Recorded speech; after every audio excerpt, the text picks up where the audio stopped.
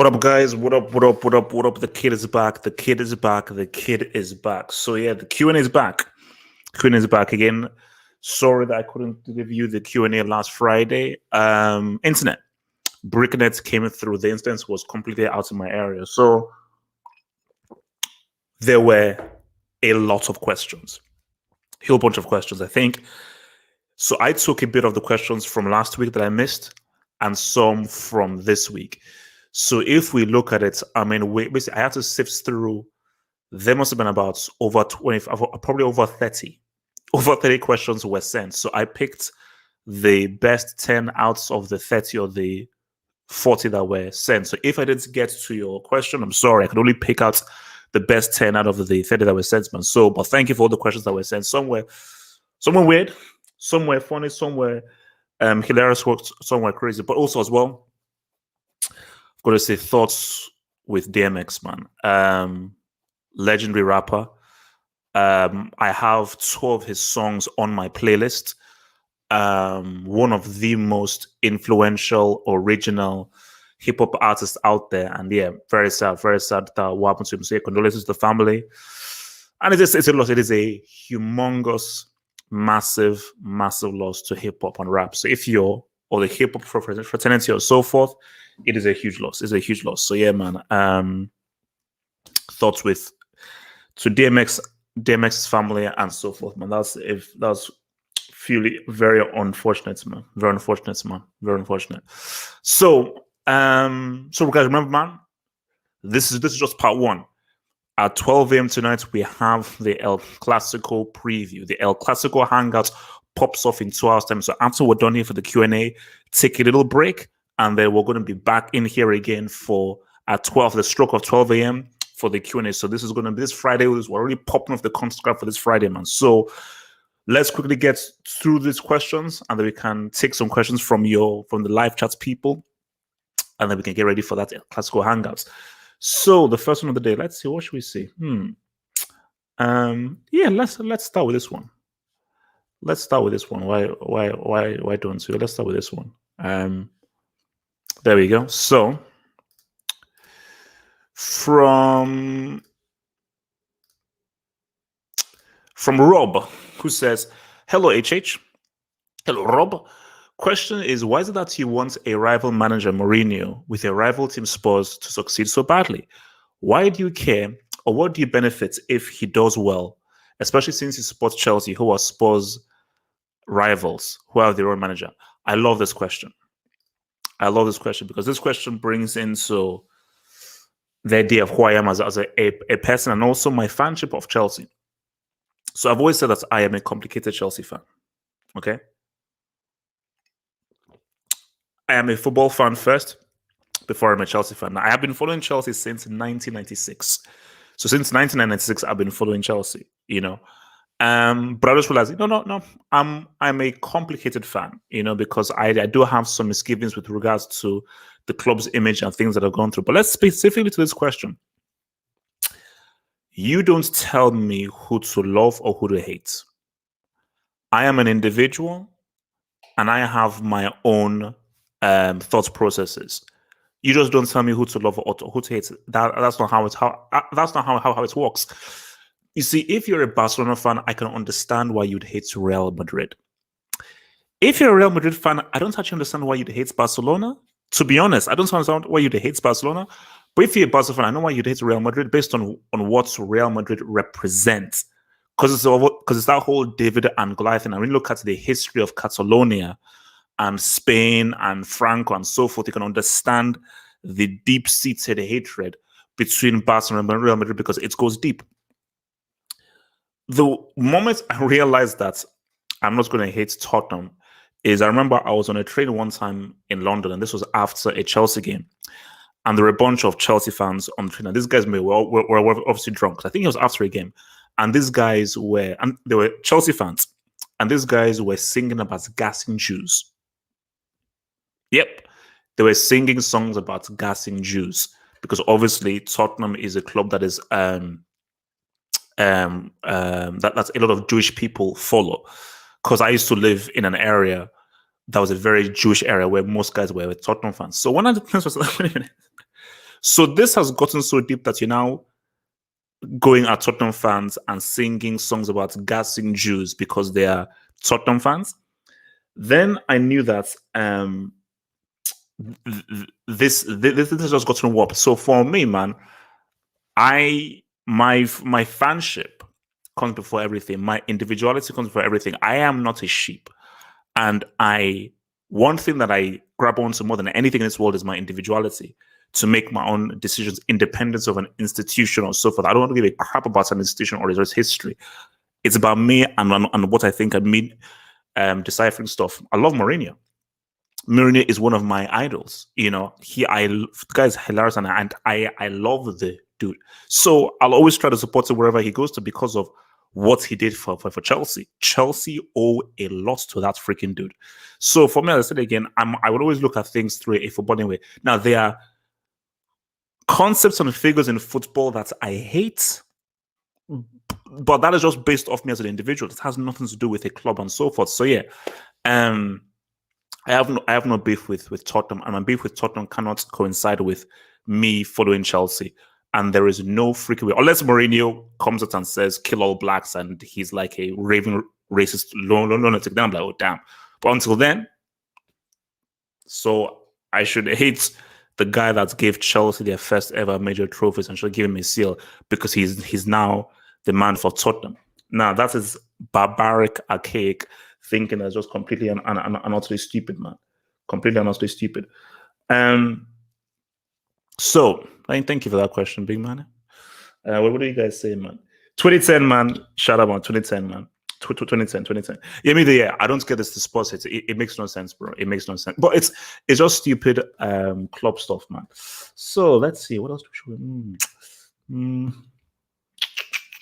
Let's try this one. Let's go for this one. So let's see. From EJ, thank you, EJ, who says, HH, how much of a blow is it to Atletico Madrid's title race now that Luis Suarez is injured? Do you reckon the winner of El Clasico will win the league, or is it to the last match? Thanks for the content. So let me just do a little research over here. Hey, shout out to Huesca, who beats Elche. Wow, Huesca and Elche actually had a match. So the Cannibal currently has 19 goals. So you have Enesri on 15, Benzema on 18, Cannibal on 19, Moreno on 19, and the guy who apparently is having a bad season, Lionel Messi, is on 23 goals. 23 goals. Yeah, got Aspas with 10 assists, Messi with 8 assists. So that right there just tells you 19 goals. With the Cannibal, I already thought they were screwed. I already thought these guys were screwed with the Cannibal. Without the Cannibal, it's a done deal. They should just ensure that they secure top four, which they should, third and fourth. Because your main goal scorer, the shrewd signing that you made, losing him now is finished. Do you reckon the winner of El Clasico will win the league? No. It's not as easy as that. I do feel that there could be more twists and turns. I mean, we're going to talk about this a lot more tonight, though. But I do feel that based on the run that Barca are on and the momentum that they have, and the fact that Barcelona do not have any distractions of the Champions League, if Barcelona win, I think they'll be strong favorites. If Real Madrid win, I still think we'll have like a title race, a toss-up. But if Barca win, because they don't have the Champions, I think Barca will be in a very strong position to go all the way through. But I wouldn't go as far and say whoever wins El Clasico will get the job. No, I think we're going to have a great back and forth between Real and Barca. And if you look at the past La Liga title races, they've pretty much all gone down to either the last day or the last 2 days. So as much as you want to call La Liga, it's a Farmers League and so forth, you look at the past few seasons, it's like 1.2 points, 3 points, 4 points, 1.2 points. Very rarely has a team won by 10, 11 points. So that is genuinely a title race that has really been very close between Real, Barca, sometimes Atleti for a long time. But yeah, Atleti are completely screwed, man. They're totally and completely screwed there. So All right. Let's check this out. So, next question on the agenda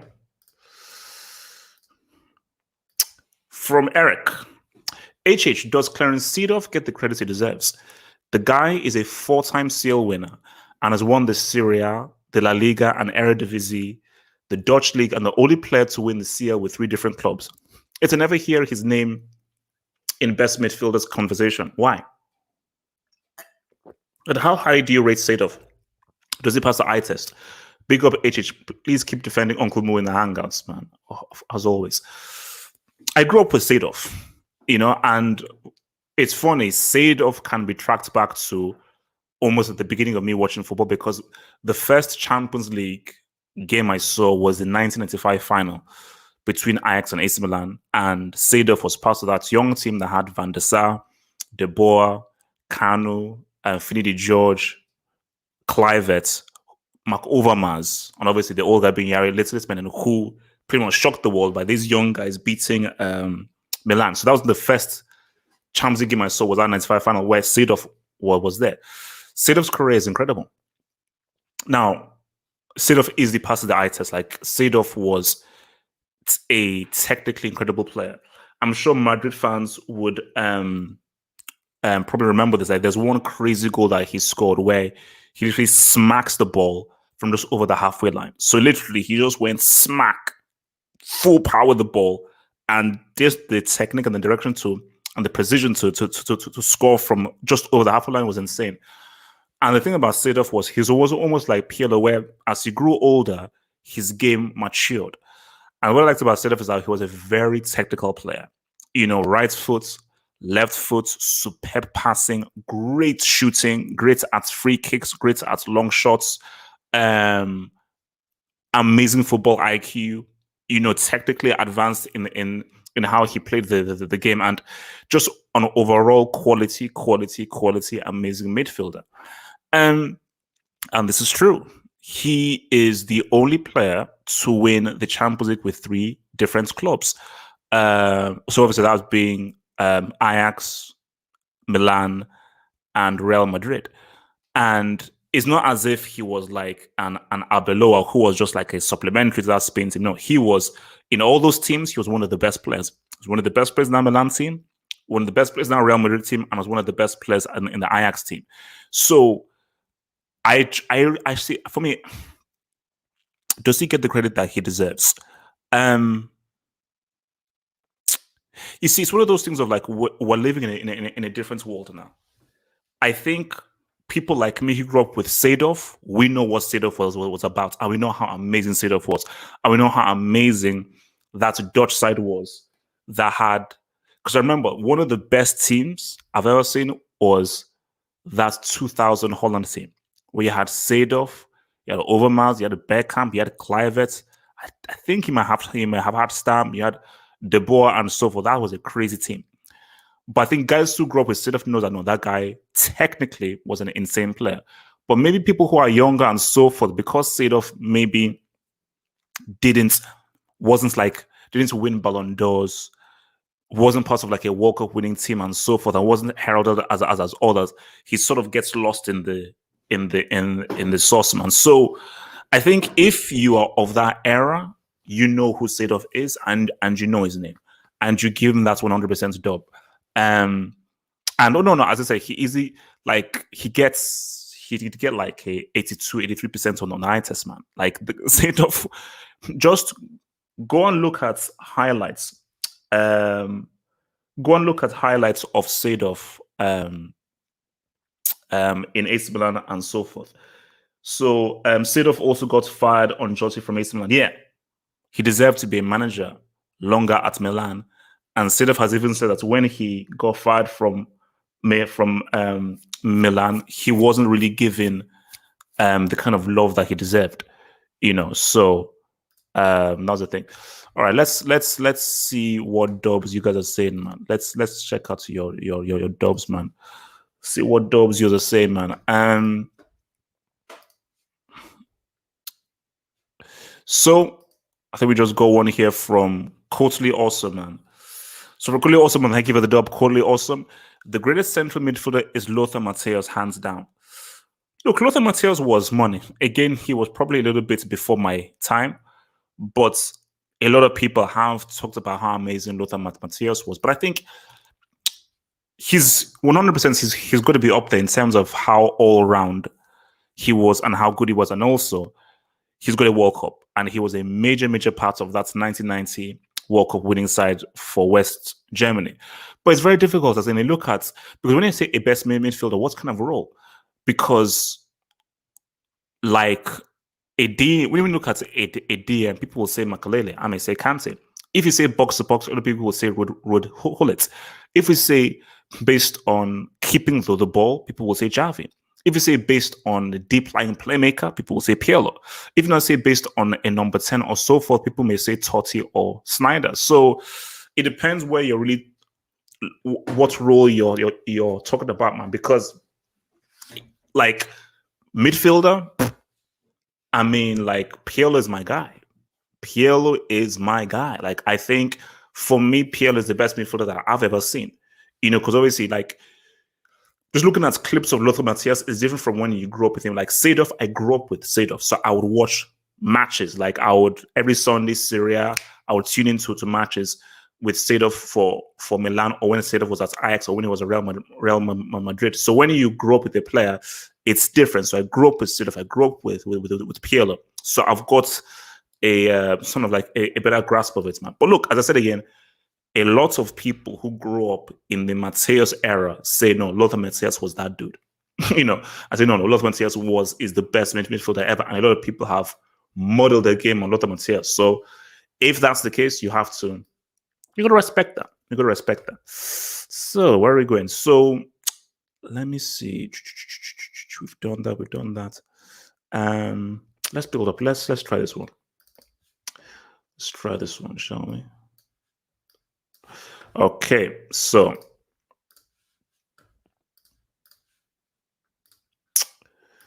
from T2, based on just defending, who's better, Thiago Silva or Ramos? I think Thiago is, and based on just defending, is probably the best of the generation. 2010 to 2020, overall greatness, Ramos is clear, but Silva going to PSG ruined his reputation. And who stylistically right now would you say is similar to how you used to play back in the day? Oh, wow, that's an interesting question. So you made a very key point then, and the very key points you made was Silva moving to PSG was a massive mistake on Silva's part. 2010, 2011, Silva was amongst the best defenders in the world. Facts. And the funny thing is that they used to say that when he was at AC Milan, he was pretty much defending all four positions. He was pretty much defending by himself because Mexes was trash. Abate was trash. So Silva was pretty much holding down that defensive line by himself. So he was an amazing defender back then. And so, because you see, and this is the thing, see, this is what I say about Ramos. Whenever people say Ramos is the best defender in the world, they always say it after he has scored a goal, you know, or he scored like a Panenka. I say, oh my gosh, best defender in the world. I said, no, that's stupid. You can call him one of the best footballing defenders, that's for sure. But you can't call him an amazing defender after he does an attacking thing. You can only call him an amazing defender if he has an amazing defensive performance. His performance against Ajax in the first leg, that was an amazing defensive performance. His performances in that 2018 run alongside Varane was freaking amazing because him and Varane held that thing down. And Ramos was money against Bayern, PSG, and so forth. But for me, if you just talk about defending, like them at their best, I would argue Silva was better. Silva committed less fouls, was more consistent in his tackle. And I just think just based on just pure defending, Silva was better. The issue with Silva was you move to PSG, a superstar team. Therefore, you lose the elements of dud. You don't have you are not pushed as a defender as much, so therefore you will decline. You will decline as a player if you're not going up against the very best. You only maintain that quality of being the very best when you go up against the very best. If Silva had, let's say, gone to Barcelona, or even better, he went to the Premier League. So let's say he went to United, or he went to Chelsea, or so forth, or Liverpool. We would have a very different conversation as far as the best defenders in the world, because he would. And this was, remember, this was his best years, his peak years were with PSG. So if those peak years were in a more competitive league, we would not talk about Silva, Ramos, not even really Van Dijk. We say Silva, Ramos, because Silva would have been consistently one of the best defenders for that decade. But you go to Uber Eats, and nobody's really talking about Uber Eats, man. Uber Eats is not really saying what's up, man. So he said Ramos does way more during the game. His overall contribution to the team is superior to any defender ever. But Mo, the question is, based on just defending, like, I agree, Ramos is greater. If you're talking about greatness, Ramos is greater because Ramos does more as a defender. But the question was based on just the defending, Silva or Ramos. On just defending, I would say Silva at his best was better. Like, as of right now, Ramos is better because Silva has the decline. But his very best, I would say Silva was that dude, man. So, all right. Thank you for that question, Biggie Manny. All right, where are we at? So let's just build up to that. Oh, this is a big one, yeah. So, from Uncle Moo the Goats, Ola HH, the world's best football analyst and founder of Half of Football Hot, which is the home of football analysis, that it is, and the home of Malta Guinness. My question to you, DSN, is how much credit should we give Lep Guardiola if he wins the quadruple this season? Since he spends over $1 billion on buying whatever players he wants, and this is his 5th year with Man City, and he still hasn't even got them to a semi-final of the Champions League, let alone even win it. And he also has world-class players at his disposal, such as KDB, Mahrez, Ruben Diaz, etc. While the GOAT of football managers won the Champions League with FC Porto in 2004 with a bunch of porn directors. Keep speaking facts about football, HH. P.S. Christina is a trash football player and a fraud. Take Uncle Mo out of the Brick Academy ASAP, or Brigado HH. I can't take him out of the Brick Academy, bro. Because I didn't write this post. Relax, I did not write this post. I can't take him out of the Brick Academy because, I mean, what he's doing with Tottenham, unfortunately, has been brickish. He has spent $1 billion. He has spent a lot of money. That is a lot of money. But it is what it is. This is modern football. And in the world of modern football, people will spend money. People will spend that cash. And that's just the reality of the football economics of today. How much credit? A quadruple is a quadruple. Doesn't matter how much you spend, whether you spend $1 trillion and so forth, a quadruple is a quadruple. Spending money now helps you to win all these trophies. Spending money is not a guarantee of you winning trophies. That's not how football works. Because you have the best players in the world and so forth, or even if the right players, does not give you the right to win all those trophies. So if you just win the quadruple, it's an amazing feat. It's something that no one has done. So I don't care how much you've spent to create that team or spent to achieve that feat. That feat is still that feat, and it's still something that has to be respected. So that being said, man, you'd have to give your boy the freaking dub, man. You'd have to give the boy the freaking dub. So he'll deserve a lot of credit. Despite spending $1 billion, despite Mourinho, it's like, see, what Mourinho did with Porto in 2004, that's like an element of like dud. Of wow, look at what he was able to do with Porto.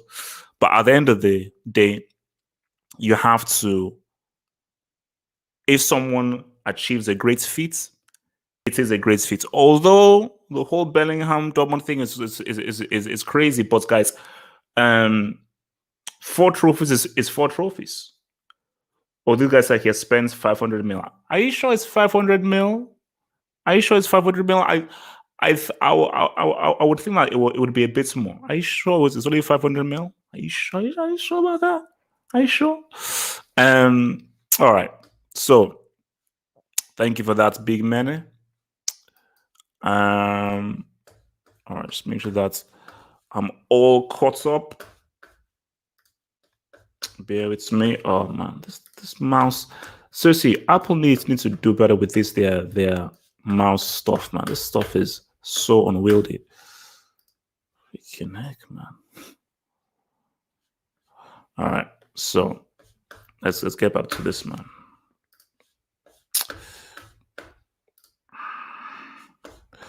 So next question, man. Let's hit that next question. Fucking.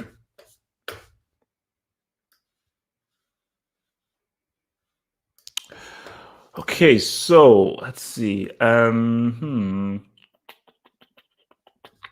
Let's hit this one, man. Let's hit this one.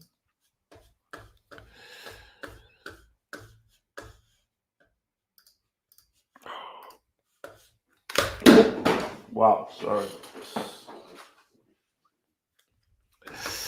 So,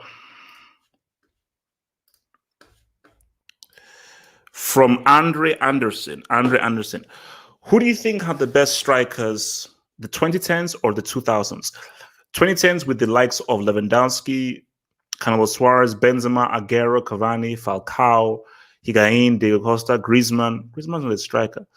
Perisic, Zlatan, Kane, Aubameyang, Vardy, Lukaku, etc. And the 2000s with Henry, Eto'o, David Villa, Raul, Van Nistelrooy, Forlan, Del Piero, spot striker, Drogba, Milito, Rooney, Shevchenko. And I think that the next generation of strikers will be the worst because the inside forwards are the scorers now. And the striker's job has become to link up play. The literal 9 strikers of football for the future I see are Haaland and Lautaro Martinez, who is more of a 10. And the likes of Martial, who's now a brick, and Jesus, who's hardly playing. Although they're quality technical footballers, they don't really have the eye for goal. So first of all, let's deal with the first part of this question, man. I have to lean. I'm leaning towards the 2000s, and it makes sense why it's the 2000s because of what you say later in your question. The game is shifting away from strikers and more towards midfielders and inside forwards. So the game is changing. I think what Spain did in Euro 2012, they effed it up for strikers. They really effed it up for strikers and really just changed how we sort of view strikers and how we use strikers. So my thing there is the fact when you just bring out guys like Eto'o, just if you just mention Eto'o and David Villa, you can stop there. But then you can now talk about Henry, you talk about Van Nistelrooy, then you talk about Drogba, you talk about Shevchenko at Milan was insane. The guy was insane. Drogba, how clutch he was. Eto'o might be a top 10 striker of all time. Because when you look at those names there, Falcao, Higuain, Costa. Look, Higuain is trash, and we can't Higuain. He scored 30. He's still the only player to he holds the record for scoring the most goals in the Serie with 36. I think in 2014 for Napoli. Is what it is. 2014 that the guy went crazy and Napoli still lost the league. So if you look at all those names there, no name there in the 2010s would I put in as a all-time striker. None of them are all-time strikers. You can make an argument for Andre as an all-time striker, but more of a player. Eto'o is a top 10 striker of all time. Villa, you might make an argument for top 15 maybe. Raul's quality. Van Nistelrooy, you may make an argument for top 15. Forlan, he said was up at the World Cup. Del Piero is more of a support striker, I would say. Drogba, I think, was just much more clutch. Milito just had one season. Rooney, you can maybe make arguments for top 25 or something. Shevchenko, Villa, and Eto'o, you can make an argument for top 10 striker all time. For those three. Based on what Villa did at Euro 2012 and what he did at the World Cup, huge. Eto'o, just look at the numbers, look at what he's achieved. Shevchenko and Milan was insane. The only thing that holds back Shevchenko was he messed up enough. If Shevchenko had said what's up in that 05 final, like let's say he had scored the winning goal for Milan, that would have boosted him up hugely. So do you think the next generation of strikers will be the worst? Probably. Or who knows? Maybe with the introduction of Haaland, maybe Haaland coming through might get managers to start twerking for strikers. But 100%, like the fear is we're going to see more inside forwards. We're going to see much more midfielders used as attacking players. We'll see more false nines, and we'll see strikers employed in different ways. Because look at how everybody's now copying the whole playing from the back, and the keeper used as like a libero or so forth. So, but I wouldn't be surprised if, let's say, you just saw a scenario where striker starts coming back, like Haaland starts going crazy, and people say, "Oh no," and like young kids are like, "Oh my gosh, I want to model my game on a Haaland," because for the past 10 years, most players are looking to either be midfielders or, like, let's say, inside forwards. So really, the inside forward has really been the striker. The inside forward is the modern striker, but for me, an inside forward is not a striker. There is a beauty and an art to be like a Drogba, an Etso, a David Villa, a Vinicius, playing off of the shoulder, being a lone person, playing in the midst of two defenders against you. Like, it's a different art form and in a different quality, getting on the end of crosses and so forth, as opposed to what inside forwards are. That's just a completely different beast. So we'll definitely see that. See, Lautaro Martinez is not a striker. He is a support striker, which is very different. Same thing with Griezmann. Griezmann is not a striker. Those are two very different roles. The support striker and striker have two very different roles in football. But yeah, for sure, the 2000s win is over the 2010s. So, where are we at right now? Okay. Now, I'm going to combine these two. These are two that I need to combine. So let me read, because these two questions are saying the same thing. So I want to sort of combine them. Let me read the first part of the question. So from Gabriel, HH, what has happened to the number 10 position? Can you give us detailed information as to why no one plays with the number 10? And do you think the decline of the number 10 can also explain the decline in Mourinho? Look at Mourinho's first four teams: Porto, Chelsea, Inter, and Real Madrid. He had Deco, Lampard, Snyder, and Ozil as the number 10. Ever since the number 10 declined, Mourinho has declined. Could this theory be true? Big up AJH, best football analysis games for me. Thank you, Gabriel. So, and I also want to bring this up, which also connects with that as well.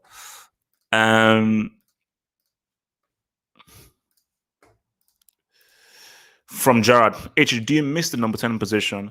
I miss Riquelme, Ozil, Snyder, Deco. And do you think the number 10 position will come back? So, and I'll go back to the other one. Yes, I do.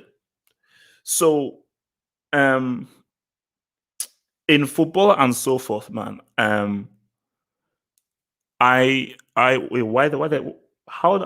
Ollie Watkins get in this chat, man? How the heck did Ollie Watkins get in this freaking chat? You see, as a like when I was a player, I always said that when I played football, the thing that I love doing the most is through balls. You know, like I love the art of creating for other people and making like this amazing pass that can lead to a goal. And which is why I loved what Totti represented, Del Piero, Snyder, and even in a sense what Messi is sort of doing now, and even Ozil as well, like and Deco, expert passers, because it's such a technical skill to be able to pull that off. And I miss that. And I think it will come back, because I think it will come back, but it may come back in a different sense, and maybe it is already back. Because you could argue that football is evolving, and maybe the evolution that we're seeing is the striker is not the number 10. Look at Liverpool. Firmino is the guy that drops in deep and acts as a number 10. Look at Benzema. Benzema drops in deep, becomes a number 10 and a surprise for people. Look at Messi. You know, Messi started as a striker, but even when Messi was a striker, he used to come deep and try to supply balls to Alba and so forth. So I think that the 10 position is just going to evolve and be represented in a different sense. But the number 10 in the classic sense of where you have a dedicated number 10. So let's say you're playing like a 4-2-3-1. I don't know. Maybe manager will go back to that, or maybe it's just going to be like reproduced in a different sense. But let me come back to this whole Mourinho thing, man. Because it's an interesting topic here, man. So I think that's the issue that Mourinho is suffering from, is like, he needs specific players. Like Pep needs expert passers of the ball. Klopp needs high energy players who can really run hard and can be very intense and are very direct. Mourinho needs strong defenders, and he needs a number 10. He needs a clinical finisher, a number 10, and strong defenders. That is the core principle of how he works, because he's about just be effective. Just be effective. Number 10s don't exist. Strikers are hard to come by now. And as we've already talked about, the defenders have declined, man. So I think that is definitely what he's missing, is like, Ozil was a major part of how good that Real Madrid team was. And Mourinho was, like, under Mourinho, Ozil was one of the best midfielders in the world. And he was probably the best number 10 in the world under Mourinho. Snyder should have won the Ballon d'Or. Snyder was the best player in the world in 2010. And Snyder was a huge, colossal, massive reason why Inter won the treble. I believe Snyder produced both assists for Milito in the final. And I think there was even another pass in that final that he gave to Milito that Milito missed. So he should have had even 3 assists in that final. So that whole thing of a guy who is dedicated to producing through balls, yeah, it's lost, because right now we have the striker doing that, but he's sort of being a number 10 and a striker. And now the creativity and the productivity is now coming from like either the inside forwards or the fullbacks. So that kind of creativity, in the sense, apart from, let's say, maybe Barcelona, has sort of been gone by the wayside, man. All right, thank you for that, man. So where are we at right now? Okay, I think we're down to the last 2. Yeah. So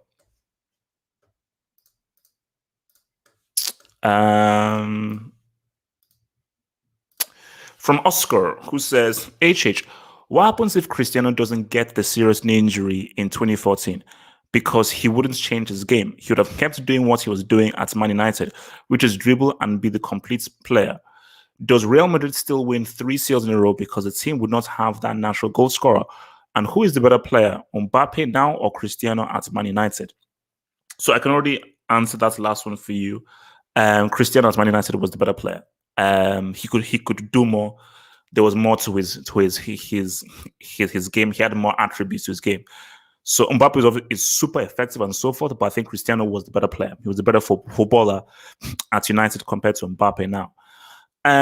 It's an interesting notion. So if he doesn't have that knee injury and he maintains the kind of flair and skills that he had at Man United, do Real still win 3 in a row? I'm not sure.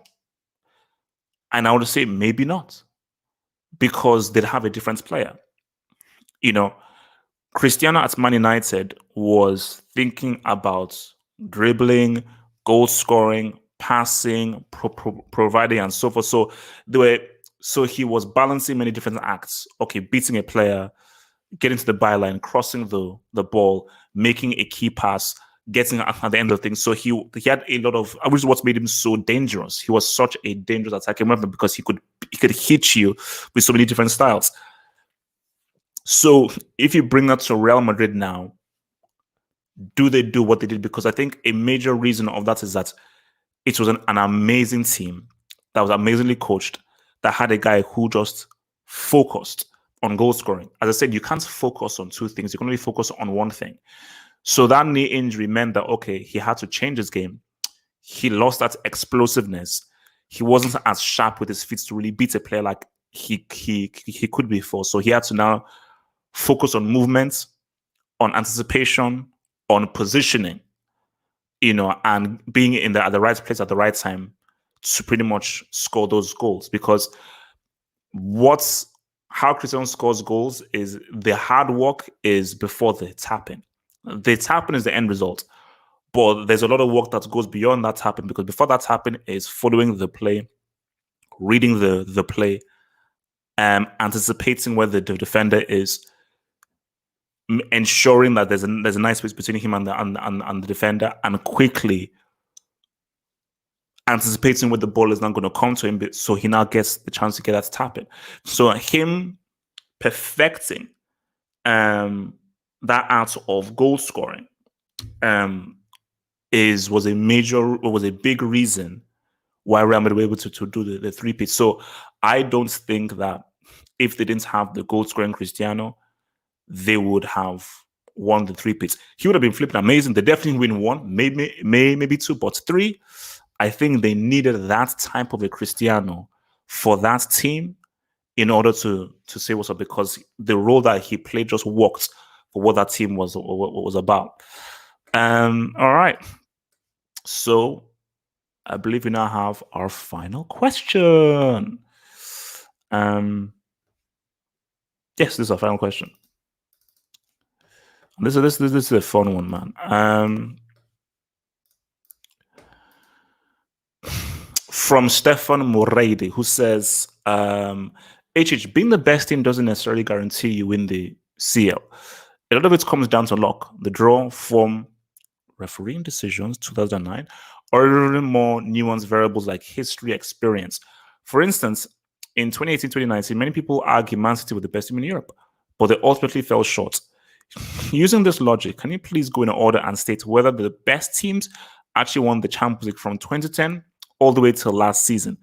If the eventual winners weren't actually the best team, then state who were, in your opinion, the best team that season. For example, in 2011, Barca won it and declared the best team. I'm interested to hear your thoughts. Keep up the great work. Cool, man. So that's a nice one. So let's start at 2010. 2010, Inter were the best team. They won a treble. It is one of the best teams that's out there, based on just how well assembled that team was under Mourinho. And they beat a team that many people thought would be the first team to repeat, which was Pep's Barcelona side. So 2010, Inter were the best team. 2011, Barcelona were the best team for sure. Like, the second best team in 2010 was definitely Barcelona.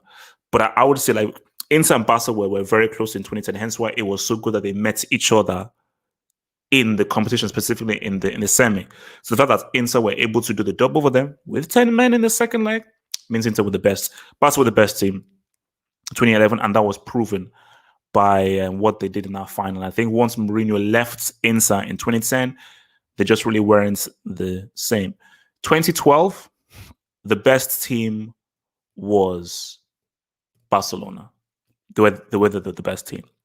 Chelsea were not the best team that year, based on how much they struggled in the Premier League. Bayern were very good, but Bayern were yet to really hit their peak. Like, Bayern were, maybe you would argue, the second best. I'd argue that no. Barcelona were the best team in 2012. The second best team were Real Madrid. The third best team were Bayern Munich. Real Madrid should have beaten Bayern in that semi. They should have beaten them. Real were the second best team. So, but Barca were the best team. But, there was once they lost to your boys Chelsea. 2013, hands down, Bayern were the best team. One of the best teams in Champions League history. Them having Martinez was huge, was massive. Mandzukic was an upgrade on Mario Gomez. Really took his game to the next level, was robbed off a Ballon d'Or. Lam was money. Neuer was money. That 2013 team was flipping amazing, man. Like, I don't think there was anything that was even close to them, like, because they smoked Barcelona. Real went really Real, because Real got beat down by Lewandowski in that semi, and I think Dortmund were far away from them. 2014,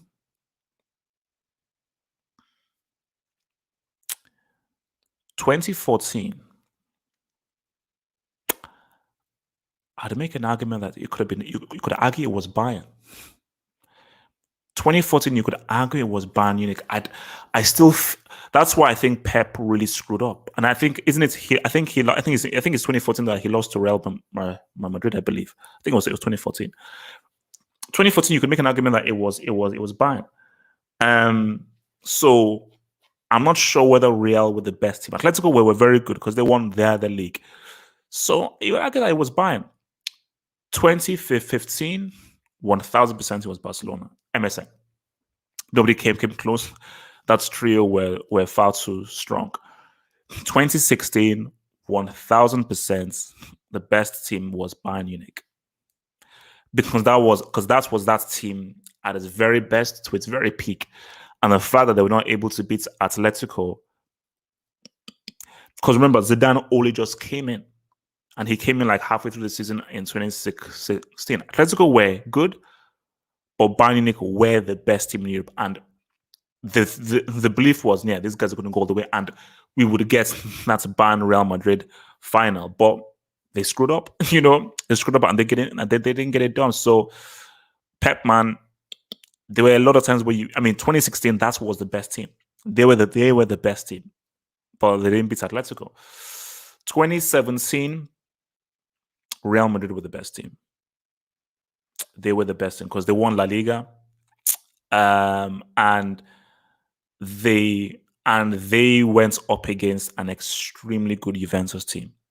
Like that Juve team, where I would say they were the second best team, and the way they handled them, or rather the way that they manhandled them, was pretty clear that Real Madrid were 100% the best team in 2017. 2018.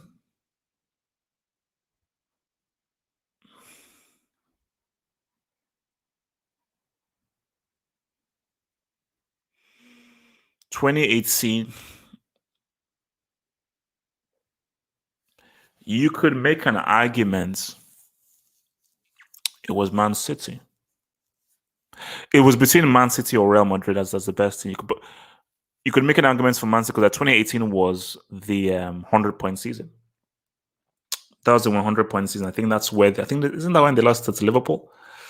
So you could make an argument that City were the strongest team. So I would say 2018 Real Madrid. Now, based on the path that they went through, who they had to beat, and for me, even if that City team faced Real would have beaten. I think that 2018 team, I think they still had the quality that they had in 2017. 2019.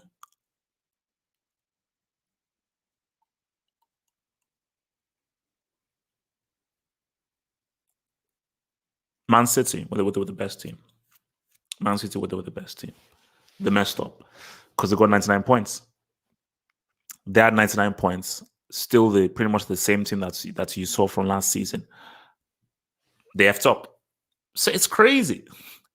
Pep had the best team, I believe, in 2016. Didn't reach a final.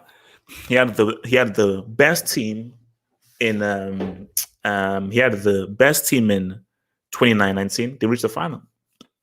Pep boy. And 2020, Bayern Munich were the best team. Bayern Munich were the best team. The treble says it all, and they just completely gave birth to every freaking team, man. So that was it, man. So guys, man, last 10 minutes, I'll take some questions from the crowd, man. So send in thy questions, guys. I'll take some questions from the crowd, man. What are you guys saying, man? Last 10 questions. Get your questions in, guys. Get your questions in, guys. Get your questions in. Get thy questions in, guys, man.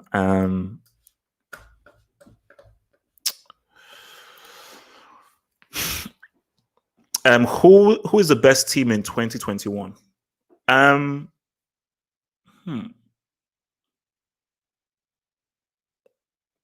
The best team in 2021? Hard to say. Hard to say. I mean, like, if I had to pick,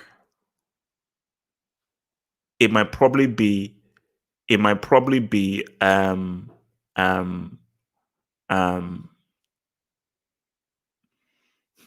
if I had to pick, it might probably be Man City. Like, I just think that they're playing on a very high level. Look at what they're doing in the Premier League, but then, like, you look at what they did against Dortmund, you're like, so it just doesn't make sense. But I'll probably still say Man City. But then Bayern have been playing. It's hard.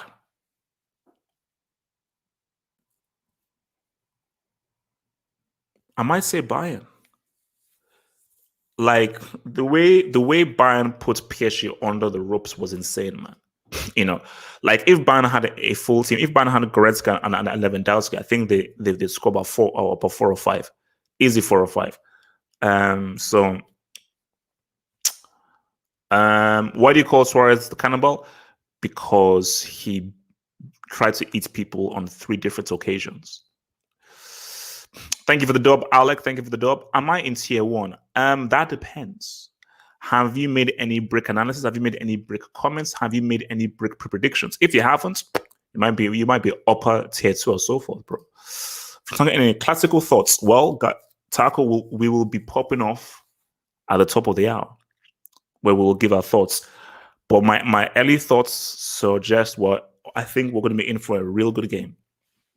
We'll be in for a real good game. I can't call it. I really can't call it.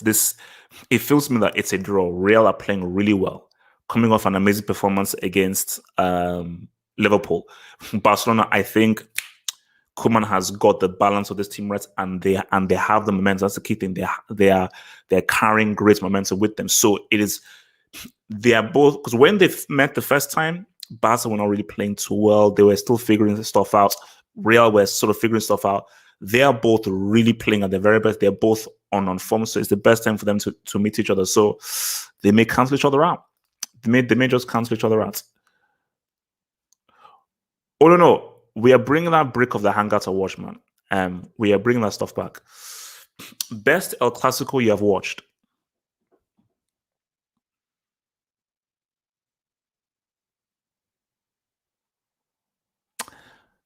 It might have to be, and Real fans won't like this.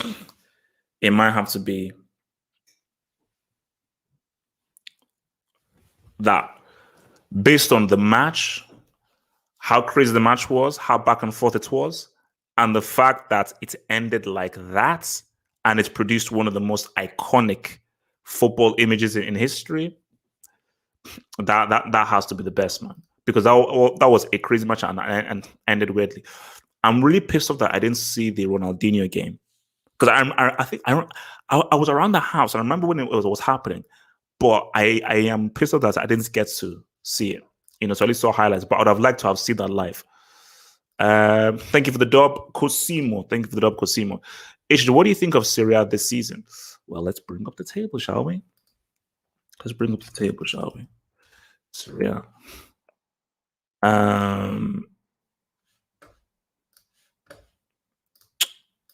Share screen. So I think it's been a very, very competitive. It's been pretty competitive, although Inter have definitely pulled away. I think Inter are looking very healthy right now. But I think that what you've seen is finally Serie has woken up. It's amazing what Milan have done this season. And I think that Atalanta, Napoli, and so forth have really become a lot closer to Juventus, because Atalanta and Napoli were not this close to Juventus last season. So I think it's actually been a very, very exciting season, and it's been far more competitive. Like a few months ago, it was like really close because you had Inter was there, Juve were there, Milan were there, but now Inter have just pulled away. I mean, look at that. That's what you call form. So Inter just need like what 3-4 more wins, and they're good. And they're good, man. So it's been good, man. It's been a good season. Unfortunately, like Roma have sort of fallen away there, man. Yeah, I mean, Atalanta, you got to give those guys credit, man. Like these guys, because Napoli brought in Osimhen, Lazio, Roma have better players. So what's Gasperini able to do with that Atalanta side with pretty much no world-class talent has been amazing. Pirlo just suffered, man. I think that Juve got arrogant. They thought that we could just bring in a guy who got his coaching badges yesterday and he'll be able to say what's up. But unfortunately, that's not the case. That's not the freaking case, bro. So yeah, it's been a nice season, man. It's been a good season that should end with finally 10 in a row being stopped, but you never know. All right, what else you guys saying, man? What else you guys saying? Yogi Love or Simeone? Yogi Love. Simeone is an embarrassment. He's a complete embarrassment, man. Simeone is a complete and utter embarrassment, and he's a dude who nah. I don't roll with him, man. I don't roll with him. I think that he's just holding Atletico back. Yogi Love's issue is he just spent too long at Germany. But as much as he messed up before and he sniffs his balls, he did win a World Cup. I can't clown a guy who won a World Cup, and that was an excellent Germany side. And also, if we're speaking about the best teams who didn't win a World Cup, Germany were the best team in 2010. They were the best team. Now, Spain eventually won it, but Germany were the best team in 2010. They put 4 goals past 3 different teams in that thing. So Jogi Löw really did some amazing things for Germany. So, but Simeone, for me, the guy's a complete fraud, man. What's your thoughts on Tammy? I don't know. I have this feeling that he will go to West Ham and get 20 plus goals next season. Something tells me that like Tammy is leaving. Like it's over. Like I mean, I don't think Tuchel really. I don't think Tuchel likes him as a player. I think Chelsea are going to look for a different striker, and I do believe that if Tammy goes to a West Ham or he moved to like a Wolves or so forth, especially like an attacking team that plays progressively, he would get a lot of goals. 20 plus, no. I think you get like 15 or 16. But I think the thing with Tammy is very talented. He's a talented player. Is he ready to be the first choice striker for Chelsea, a team that is looking to win the Premier League and trying to win the Champions League? I don't think so. But he would be a superb signing for a team just below that. So let's say, like, I'll tell you right now. But then they already have Harry Kane, though. You see, I was about to say like he would do really well at Tottenham, but they already have Kane. But yeah, West Ham, Wolves, Everton. I think he'd be an upgrade on Richarlison, and he'd be an upgrade on Calvert-Lewin. So I just think that maybe Chelsea, with what they're trying to do, is probably not the right place for him right now.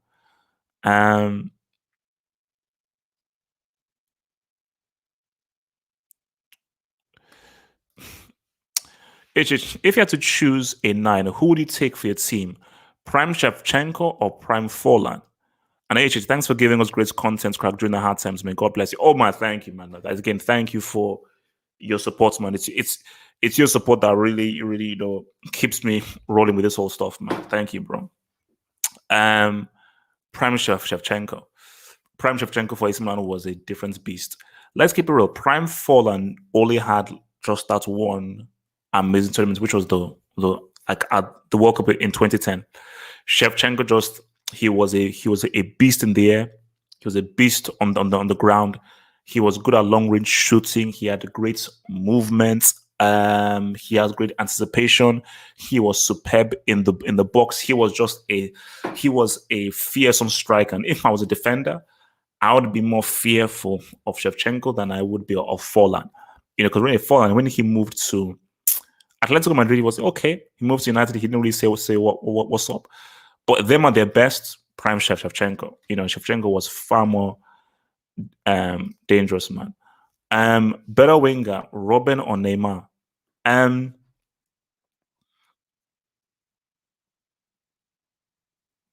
Now, when you say winger, I've got to say to myself that what is a winger supposed to do? He's supposed to cross, beat his man, and then cross.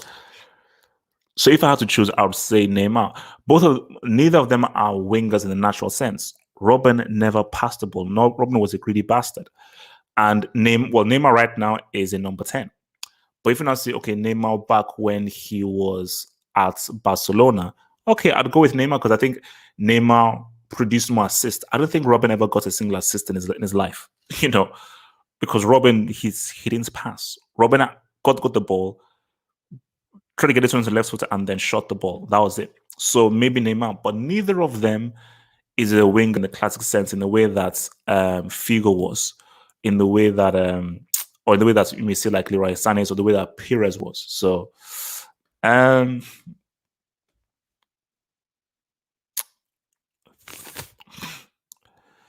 all right, let's see.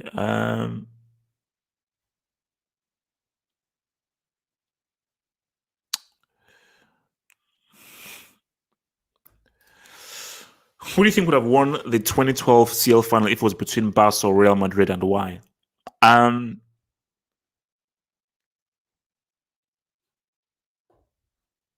Barcelona would have won that. I think Barca had Real Madrid's number, and I just think that the matchup favored Barcelona.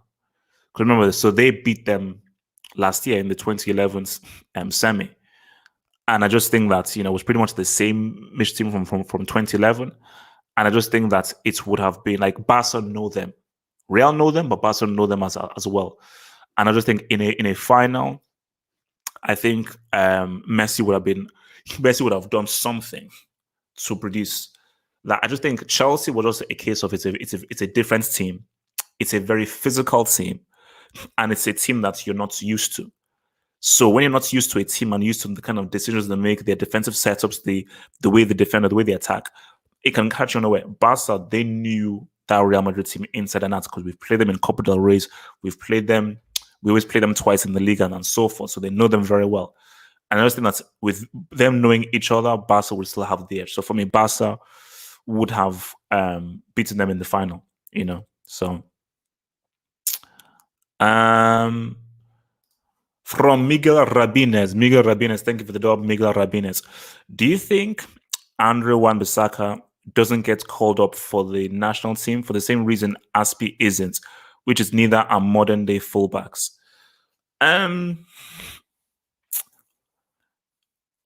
I would agree more with the Aspi thing than the Wan-Bissaka thing, because Southgate is more pragmatic.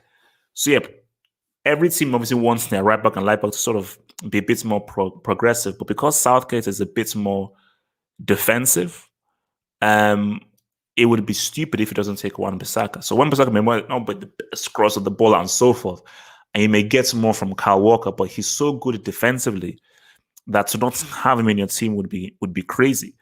Because if, let's say, let's say they face France, and you now have to face a Griezmann, or you have to face a Dembele. Do you want Dembele against Wan-Bissaka, or do you want Dembele? So do you want Dembele against Kyle Walker, or you want Dembele against Wan-Bissaka? You'd rather have him against Wan-Bissaka. So having that defensive security could be very key. So Spain, an attacking team, they're a progressive team. They like to move forward. They like to be positive, and for sure, they want their right backs and their left backs to say what's up. So Azpilicueta, it'll be very hard for him to really break into that Spanish team because he just isn't good enough going forward in a team that is far more attack minded than an England team. So, god damn.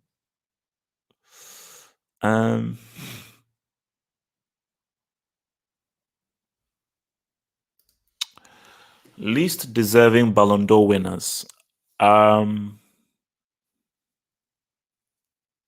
Whoever won it in 2010 and 2013. I don't know who won it then, but whoever won it in 2010 and 2013 didn't deserve it, for sure. Nedved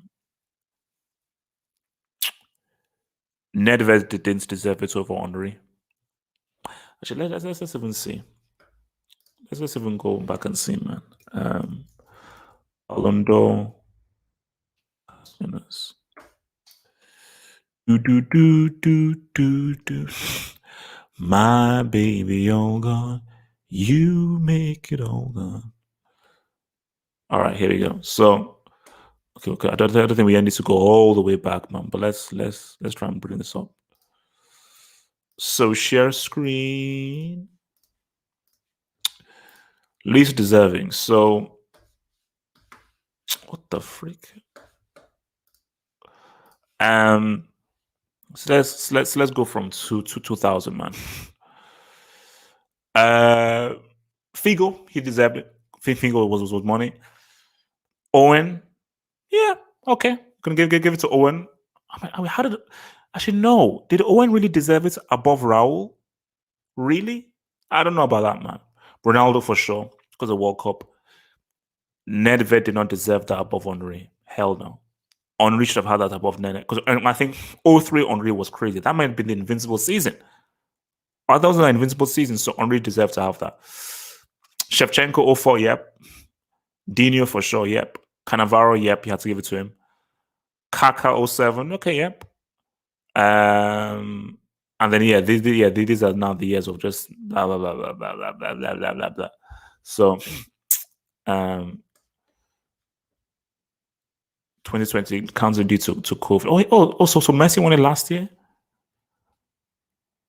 Oh, okay, the whole Van Dijk thing. Oh yeah. Interesting.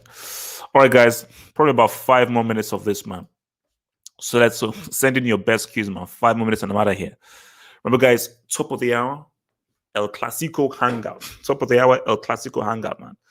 5 minutes, guys. 5-minute warning. 5 minutes warning. 5 minutes and I'm out of here. 5 minutes and I'm out of here, guys. God damn. Okay. What does a player need to pass the eye test? Does the criteria change for different positions? And what score in the eye test do you need to pass? To pass the eye test, you need a 65% to pass. You need a 65% to pass. People say it's 50% now. You need a 65 to really pass 65%. And the criteria doesn't change for any position. The eye test is your basic footballing ability. Your basic footballing ability is what determines the eye test. Actually, well, I mean, 65%. I'm going to keep it at 65%. That's how you pass. So it doesn't change for position. Just whether you're a keeper, defender, right back, left back, striker, midfielder, is your basic footballing mechanics and your basic footballing skills, man. So it doesn't change for position. Who do you think was better in their prime, David Silva or Ozil? Good question. That's a good question. I have to say Ozil. Because David Silva at his best was never considered the best in the world. Ozil at his best was considered the best in the world. So I think that's just the key difference. Like David Silva at his best was amazing, and David Silva had an amazing Euro 2012. But the thing that sort of deciphers the whole thing is when Ozil at his best, people say, no, this is probably the best midfielder, the best number 10 in the world. Silva, he never had that accolade. So, if you were Messi, would you stay or leave this summer? I would leave. I would leave and go to a PSG and go to a different team and trying to win the CL. Because even if they get Holland and so forth, I would like Messi at a different club. I'd like to see Messi at a different club and then see what he's able to do. So if I was Messi, I would leave. De Bruyne's eye test.